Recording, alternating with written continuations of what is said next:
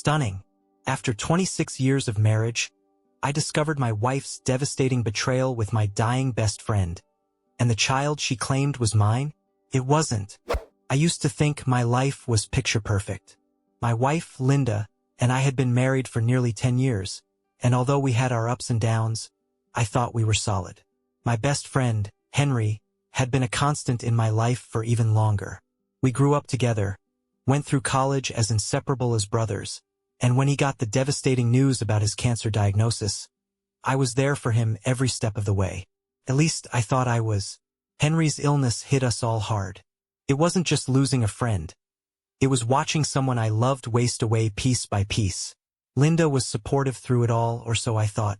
She was there for him just as much as I was, often visiting him when I couldn't, bringing him food, helping him around the house. At the time, I thought it was sweet, a testament to the kind of woman I married. She always had a big heart. Looking back now, I can't help but wonder if I was blind or just naive. It started with little things I ignored.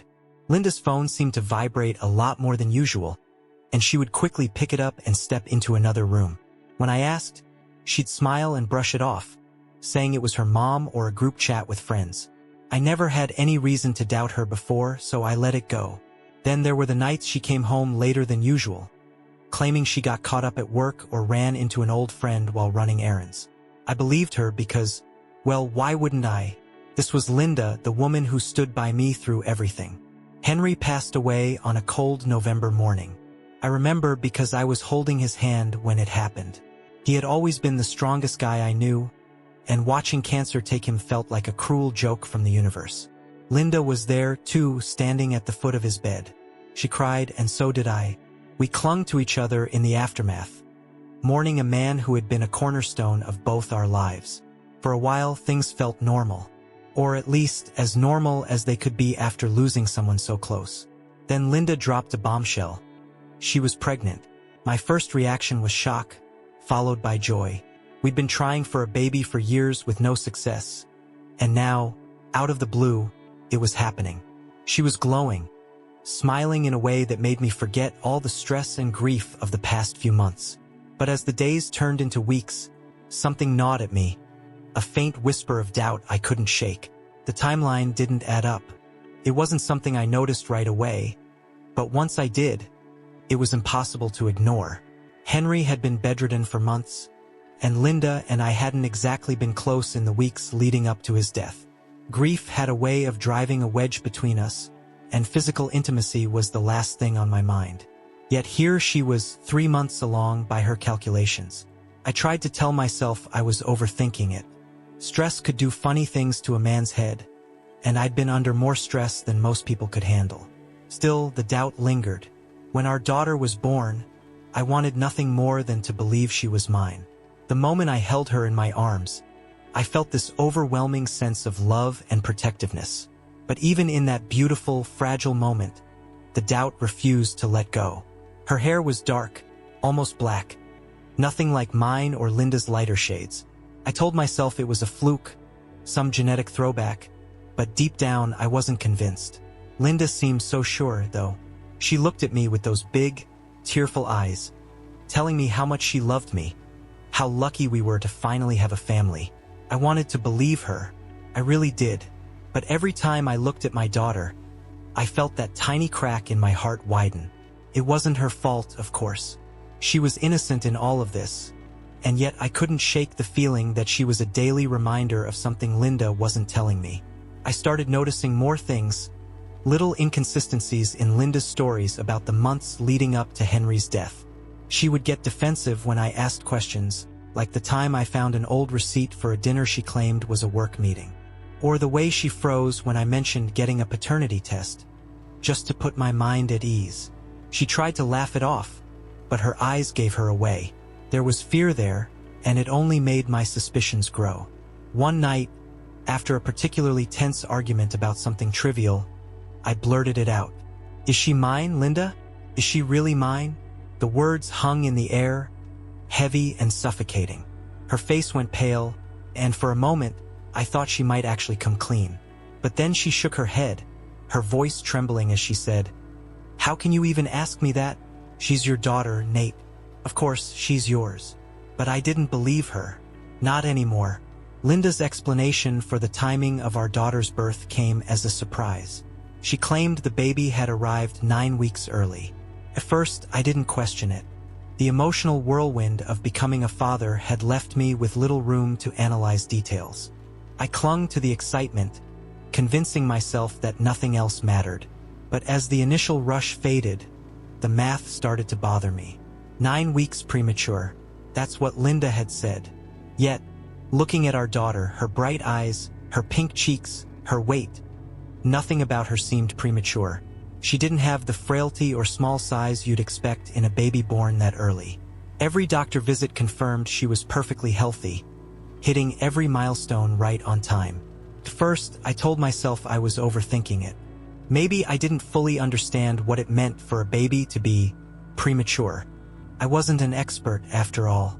But the doubts crept in, gnawing at me in the quiet moments, like an itch I couldn't scratch. Linda, on the other hand, seemed more radiant than ever. She had settled into motherhood effortlessly, cooing over our daughter, posting pictures online, and sharing stories with friends about sleepless nights and diaper changes. But something about her behavior felt off. It wasn't her joy. I believed that was real. But there was a tension beneath it, a nervous energy I couldn't quite place. Every time I mentioned the timing of the birth or made a passing comment about how healthy our daughter looked for being so early, Linda would brush it off. She'd wave a hand, laugh, and say something like, "She's a miracle baby, Nate. We're lucky she's doing so well." But it didn't sit right with me. The way she deflected, the subtle shift in her tone whenever the subject came up. It felt rehearsed, forced, and the more I noticed it, the harder it became to let it go. One night, as we were getting ready for bed, I brought it up again, trying to sound casual. "You know, Linda, she doesn't really seem premature. She's so strong and healthy. It's amazing." I kept my tone light, hoping to gauge her reaction. Linda froze for just a second, her hand hovering over the lamp she was about to turn off. Then she smiled, but it didn't reach her eyes. "I told you, Nate. We were lucky. Not all premature babies struggle, you know. The doctors said she's a fighter." I nodded, pretending to accept her answer, but my stomach twisted. That pause, that tiny moment before she spoke, was all I needed to know she was hiding something. The doubts ate at me for weeks. Every time I looked at our daughter, I found myself searching for answers. Did she have my nose? Linda's eyes? Or someone else's? I hated myself for thinking it. I hated the guilt that came with questioning her parentage. But I couldn't ignore the voice in my head that whispered Henry's name every time I tried to convince myself I was overreacting. Henry, my best friend. The man I'd known and trusted my entire life. The man who had been a constant in our home during his final months, leaning on us, on Linda, for support. I replayed every interaction in my mind, every moment that now seemed heavier with meaning. Was there something I had missed? A glance that lingered too long? A conversation I didn't overhear? The idea felt insane, but once the seed of suspicion was planted, it grew into something I couldn't ignore. Finally, I decided I couldn't live with the doubt anymore. I needed answers. Real answers. One evening, as Linda rocked our daughter to sleep in the nursery, I sat in the living room, the words burning in my chest. When she came back downstairs, I couldn't hold it in any longer. "Linda," I began, my voice sharper than I intended. "I need to ask you something." She paused, her hand still on the banister, her smile faltering just slightly. "What is it, Nate?" I stood, pacing the room. "I've been thinking about the timing of everything, about her being premature, and I need to know." Her face tightened, her expression guarded.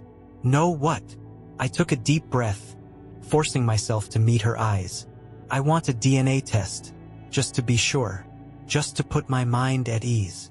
Her reaction was immediate. Her eyes widened, and she let out a sharp laugh, though it lacked any humor.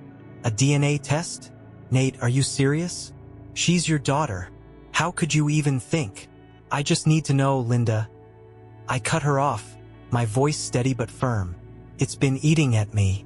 The timing, the way she looks, I can't keep pretending I don't have doubts. I need the truth. Her smile disappeared entirely, replaced by something harder, almost angry. You don't trust me, she said, her voice low. It's not about trust, I said quickly, though we both knew it wasn't entirely true. It's about peace of mind. I just want to be sure. She stared at me for what felt like an eternity, her jaw tight, her hands clenched at her sides.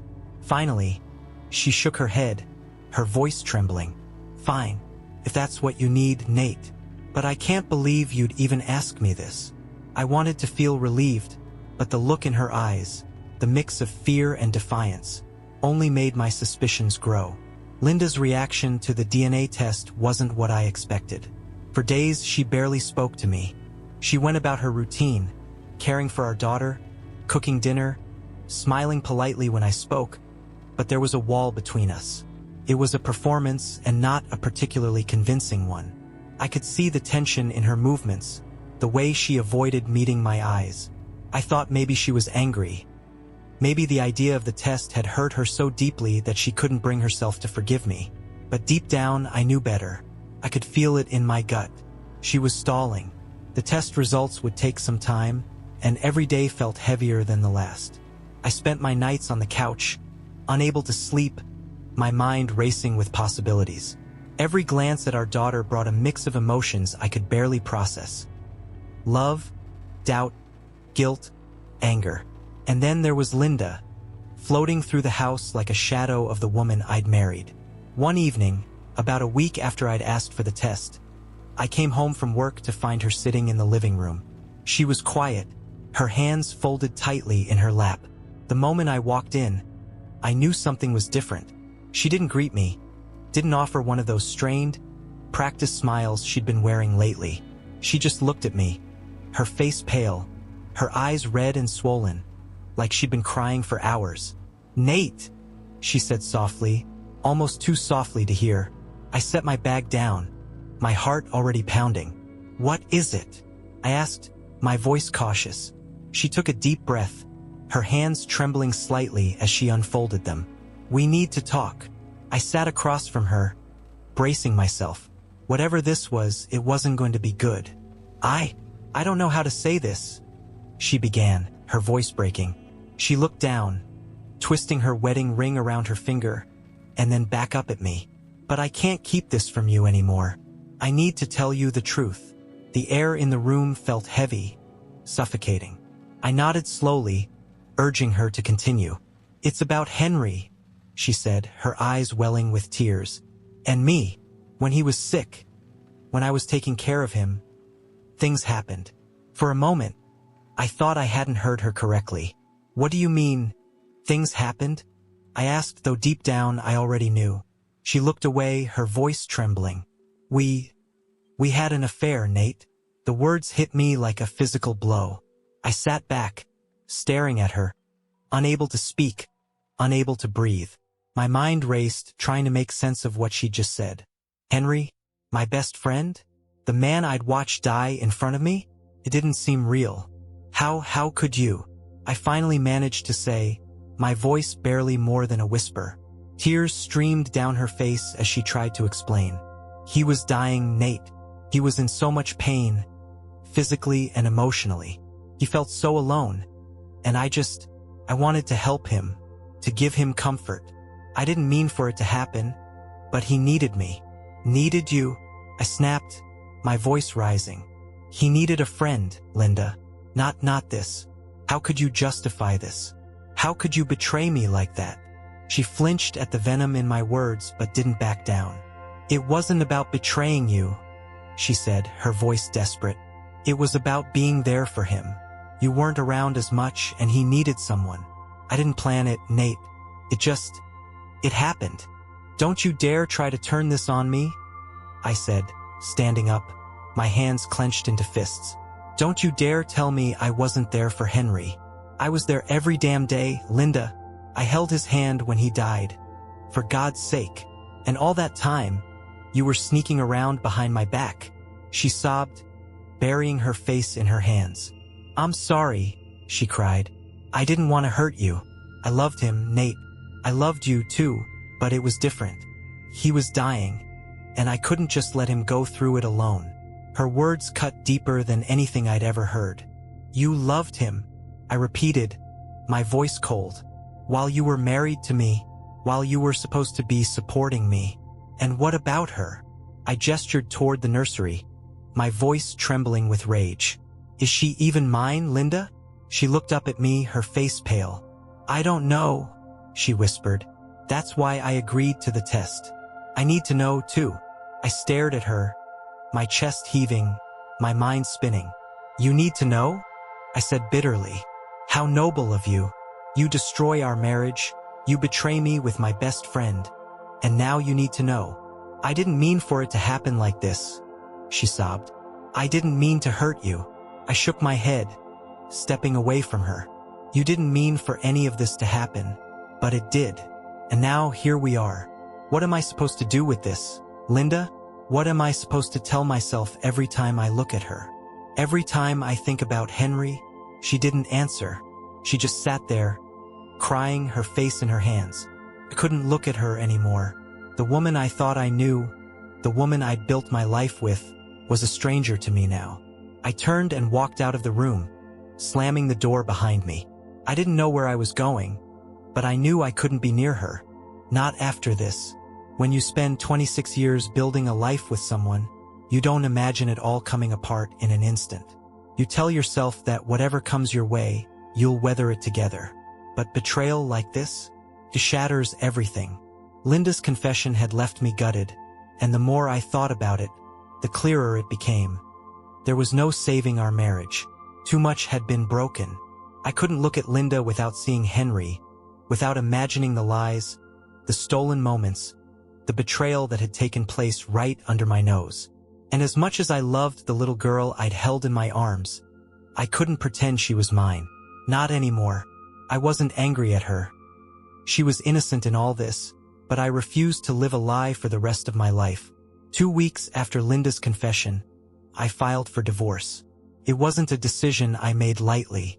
I spent countless nights lying awake on the couch, running through every possible scenario in my mind. Could I forgive her? Could I stay for the sake of our family? But every time I entertained the thought, the anger, the betrayal, the sheer weight of what she had done, crushed any hope of reconciliation. When I handed Linda the divorce papers, she didn't cry. She just sat there staring at them, her face pale and blank. So that's it? She asked finally, her voice hollow. That's it, I said, my tone firm. I can't do this anymore, Linda. I can't live with this. With you. She nodded slowly, her eyes filling with tears. What about her? She asked, her voice trembling. I didn't hesitate. She's not mine. I won't sign the birth certificate, and I won't pretend otherwise. The words were cold, maybe cruel, but they were the truth.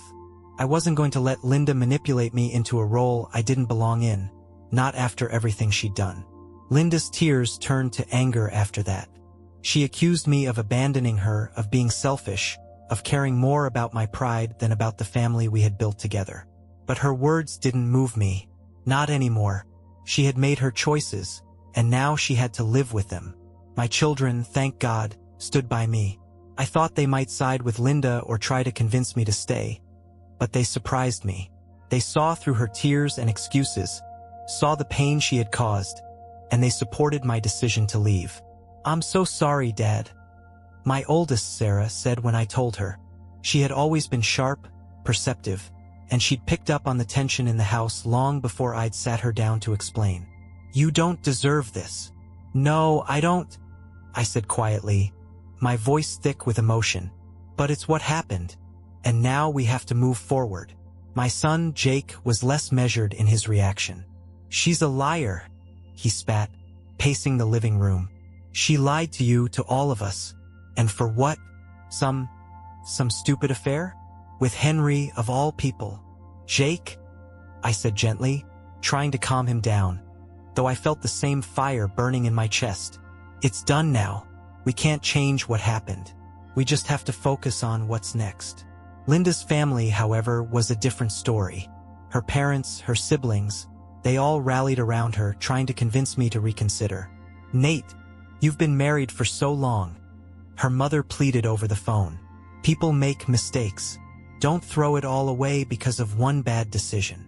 It wasn't one bad decision. I shot back, my patience wearing thin. It was months of lies, of betrayal. How can you expect me to stay after that? Because you love her, her mother said, her voice trembling. Because love is supposed to be stronger than this. But I couldn't do it. Love wasn't enough. Not anymore. Linda herself tried everything to get me to stay. One night, she showed up in the living room after I'd put the kids to bed. Her face was streaked with tears, her voice raw as she begged me to reconsider. "Nate, please," she said, her hands trembling as she reached for mine. "We've been through so much together. Don't let this ruin everything we've built." I pulled my hands away, my jaw tight. "You ruined it, Linda, not me. You destroyed everything when you decided to betray me with Henry.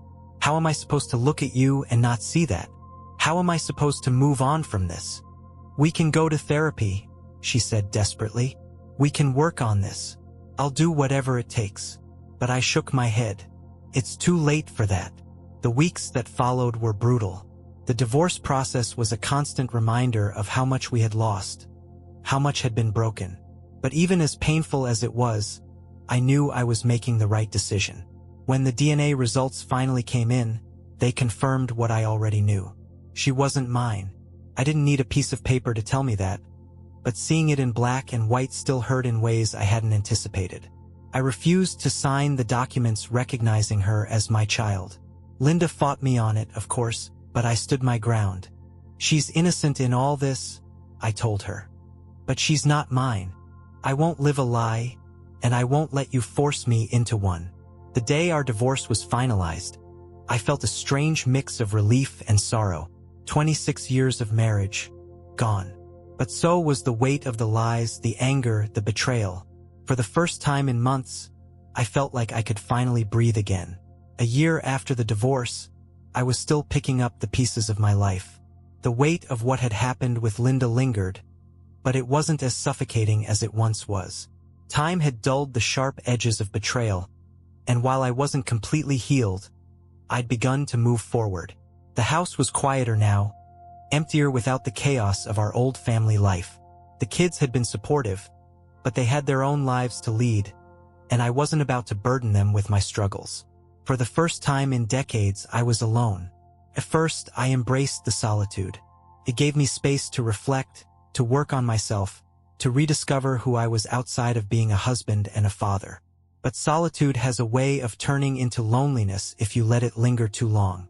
I'd never thought I'd start dating again. It felt absurd after everything I'd been through. But life has a funny way of surprising you when you least expect it. I met Sophia at a bookstore of all places. It sounds cliché, but it wasn't some romantic, slow-motion moment where our hands brushed over the same book. It was more mundane than that. I was standing in the coffee line at the store's cafe, scrolling through my phone, when I heard a soft laugh behind me. "Sorry, I'm not laughing at you," a voice said, warm and light. I turned around to see a woman with auburn hair and kind eyes smiling at me. She gestured toward the book I was holding under my arm. "I just finished that one last week." I was not prepared for how much it would mess with my head. I glanced down at the book, a psychological thriller I'd picked up on a whim. "Well, now I'm curious," I said, smiling despite myself. That's how it started. A conversation over coffee that turned into an hour of talking about books, movies, life. There was something effortless about it, the way we clicked. She introduced herself, Sophia, and told me a little about her life. She was divorced, had been for over a decade, and was finally at a place where she felt comfortable putting herself out there again. We exchanged numbers before leaving the bookstore, and for the first time in years, I felt a spark of something I thought I'd lost forever. Over the next few weeks, we texted constantly. Our conversations were light at first, what we were reading, what we did for work, but they gradually became deeper. She told me about her difficult marriage, about the years she spent trying to make it work before finally realizing it wasn't salvageable. I told her about Linda, though I kept some of the messier details to myself at first. It was hard to open up, but Sophia had a way of listening that made it feel safe. When we finally went on our first date, a quiet dinner at a little Italian place downtown, it felt more like catching up with an old friend than meeting someone new. By the time dessert arrived, I knew I wanted to see her again. Sophia wasn't like anyone I'd ever met. She was funny, intelligent, empathetic in a way that felt genuine. She had her own scars, her own baggage, but she didn't let it define her. Instead, she wore it like armor, proof of her resilience. As the months passed, our relationship deepened. We spent weekends exploring the city, trying out new restaurants, or just staying in and talking for hours. She had a way of making even the simplest moments feel special. For the first time in what felt like forever, I felt at peace. 6 months after we met, we were sitting on my couch, eating takeout and watching a movie, when she turned to me and said, "You know, I've been thinking, maybe it's time I stop renting that little apartment of mine. It's cute, but I spend all my time here anyway." I looked at her, startled. "Are you saying what I think you're saying?" She smiled, a little shyly. "I'm saying I think I'd like to move in with you, if you're ready for that." I didn't hesitate. "I am," I said, my voice steady. "I really am." The next few weeks were a whirlwind of packing up her place and making space for her in mine. It felt surreal merging our lives like that, but it also felt right. She brought warmth and laughter into my home, filling the empty spaces that had lingered after Linda left. It wasn't perfect, of course. We both had our moments of doubt, of fear. Starting over isn't easy, especially after the kinds of marriages we'd been through. But we were honest with each other, patient, and willing to put in the work. Sophia was everything I hadn't realized I needed. A partner who understood my pain because she'd been through her own. Someone who didn't just fill the gaps but helped me see that life could be beautiful again. For the first time in years, I felt like I had a future to look forward to. One where I wasn't just surviving, but truly living. Life after Linda was quieter, more stable.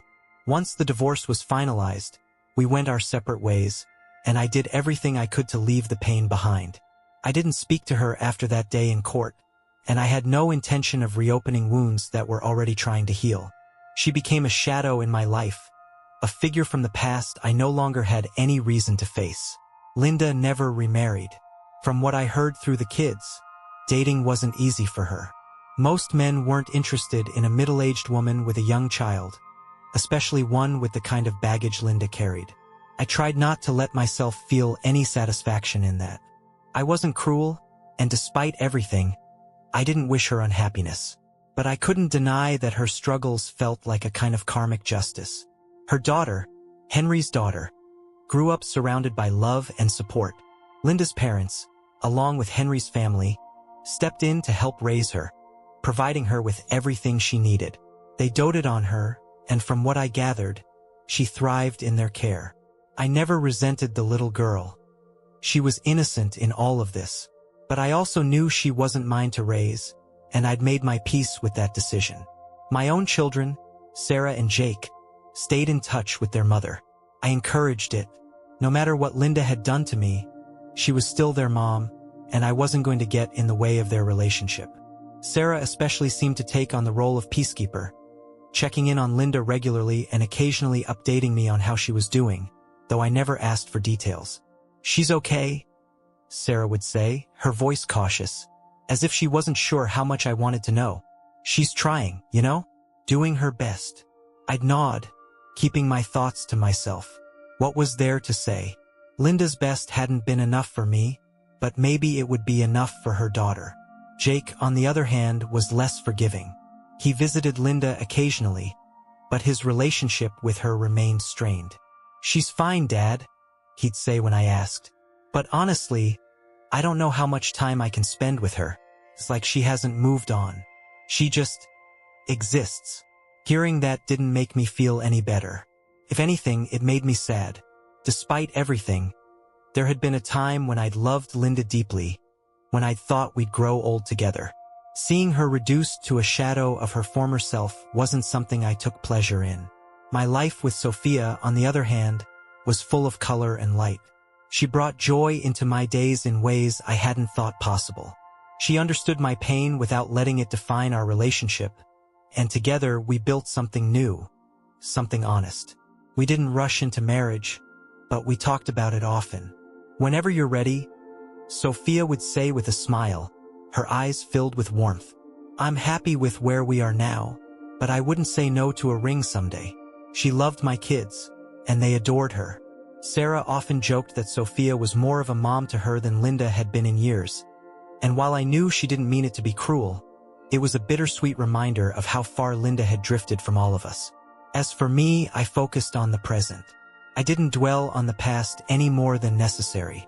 I had Sophia, my children, and a life that, while not perfect, was finally mine to live on my own terms. Sometimes, when I thought about Linda, it was with a mix of sadness and relief. Sadness for what we'd lost, for the life we'd built together that had crumbled so completely. Relief that I'd had the strength to walk away, to start over, to find love and happiness again. She and I would never be friends, never share a word or a moment again. And that was okay. Some things are better left in the past. Linda had her life and I had mine, and they would remain separate from that point forward. The most surprising thing was how little bitterness I carried with me in the end. Time has a way of softening even the sharpest edges, and while I'd never forget what Linda had done, I no longer let it consume me. I'd rebuilt my life from the ashes of our marriage, and it was better, stronger, more real than anything I'd had before. In the end, we all moved forward in our own ways. Linda had her daughter and the support of her family. My children found their own paths, maintaining ties with both of us in their own ways. And I had Sophia, a second chance at love that felt like a gift I hadn't expected but was endlessly grateful for. Life wasn't what I'd imagined it would be when I stood at the altar with Linda all those years ago. But maybe it was better this way. Maybe this was exactly where I was meant to be. Sophia and I got married a year after we met. It wasn't a big wedding, neither of us wanted that. After everything we'd both been through, we agreed to keep it simple, intimate. Just a handful of close friends and family, a quiet ceremony in a small garden, and a dinner filled with laughter and good food. It was the kind of day that didn't feel extravagant, but it felt perfect. I remember the way Sophia looked at me when we exchanged vows, her eyes shining with the kind of warmth I hadn't felt in years. There was no nervousness, no second-guessing. We both knew exactly what we were committing to, an honest, imperfect life together. And as I slipped the ring onto her finger, I felt something I hadn't felt in so long: peace. That day marked a fresh chapter in my life, a chance to rebuild not just a home but a true partnership. Sophia and I didn't just promise to love each other. We promised to always communicate, to be open about our fears and struggles. We knew what it meant to carry scars, and we knew what it meant to heal. The years that followed were some of the happiest of my life. Sophia brought a calmness, a steady joy, that made even the mundane moments feel special. She was the kind of person who could make a random Tuesday morning feel as significant as a holiday, just by the way she'd smile over her coffee or hum a tune while folding laundry. My children had their reservations at first. Sarah, my eldest, especially. She was fiercely protective of me after everything that had happened with Linda, and I think part of her worried that I might get hurt again. "Are you sure, Dad?" she asked me once, not long after I told her Sophia and I were thinking of getting married. "You've already been through so much. I just don't want you to rush into anything." "I'm sure," I told her. "Sophia's different. She's not just someone I love, she's someone I trust. Completely." It took time, but eventually, Sarah warmed up to Sophia. What surprised me most was how quickly Jake accepted her. He was always the more headstrong of the two, the one who tended to see things in black and white. But from the start, he seemed to recognize how good Sophia was for me. "She's all right," he said one night, after Sophia had left the room to grab dessert during a family dinner. "Actually, more than all right. I like her. She makes you happy, Dad, and that's all that matters." Hearing those words from Jake meant more to me than I could say.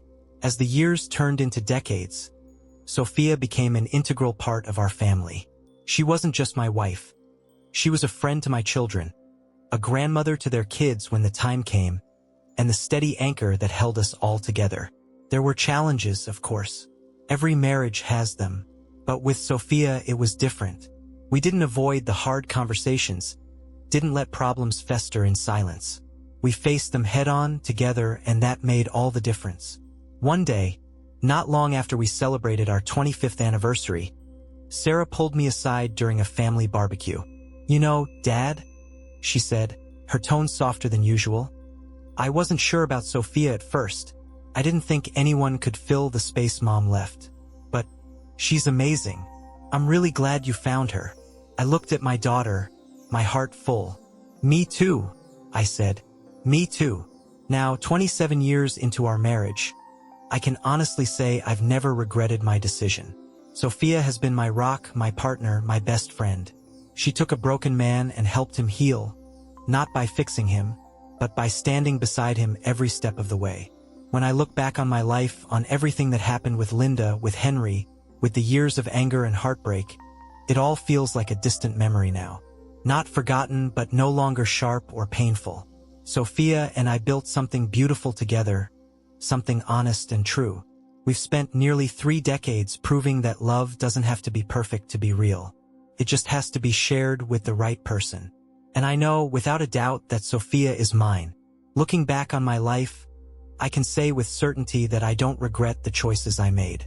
My first marriage to Linda lasted 26 years, and for a long time, I thought it was everything I ever wanted. But it wasn't until it all fell apart that I realized true happiness had been waiting for me down an entirely different path. It wasn't easy to get here, but in the end, the struggles made the peace I found with Sophia that much sweeter. Linda and I had a life together, memories, and even some good years, but those were overshadowed by the betrayal that tore us apart. What we had was built on love at one point, but it wasn't strong enough to withstand what came our way. I don't hate her anymore. Time has a way of softening even the deepest wounds, but I've also come to understand that some things are meant to end, no matter how much we want to hold on to them. Now, I have everything I could ever ask for. Sophia and I have built a life full of love, laughter, and peace. After 27 years together, she still amazes me every day. She's not just my wife. She's my partner in every sense of the word. With her, I found what it truly means to love and be loved, without fear, without doubt. I have 2 incredible children who have grown into strong, kind, and resilient adults. They've given me 4 beautiful grandchildren who bring more joy into my life than I ever thought possible. Watching them grow, seeing their milestones, their laughter, and the love they have for each other, it fills me with a kind of pride and contentment that words can't fully capture.